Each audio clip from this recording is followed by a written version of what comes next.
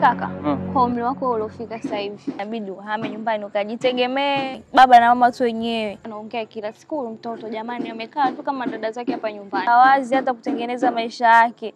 Umekucha. Unafikiri mimi siwazi, sijui umri unaenda, mwenyewe naona umri unaenda, lakini nawaza nikiondoka hapa nyumbani nawaacha na nani sasa? Yaani shida yangu ndio iko hapo. Unatoka na nani? Sinabaki si wenyewe. Kwani umesikia tu kuishi bila wewe? Kwani kuna shida au unahisi hapo unapungukiwa? Sasa kuna zile kazi waga nawasaidia, kwa mfano kupasua kuni mnasaidiwa na nani? Napasua mimi. Kwani nimekwambia siwezi? Sasa sipaka nikukumbushe, sasa mimi nakukumbusha sister, sasa hivi pasua kuni, sasa hivi deki, sasa hivi osha vyombo, nani atakukumbusha? Hebu acha visababu basi. Wewe umri wako uliofika, toka kajitegemee, utazekea nyumbani. Hebu uone hata kina Kevin sasa hivi maisha yamebadilika, wameendelea. Wewe una nini hapa? Au sasa alafu kitu kingine ambacho mimi kinanifanya niendelee kubaki hapa nyumbani. Yaani najua nikishaondoka tu, kuanzia wiki inayofuata mnaanza kuchezea hela. Yaani mimi shida yangu ndio hiyo. Yaani nikiondoka tu mtaanza kununua voucher, mnaanza kunipigia simu, si unaendeleaje? Kaka tumekumesi.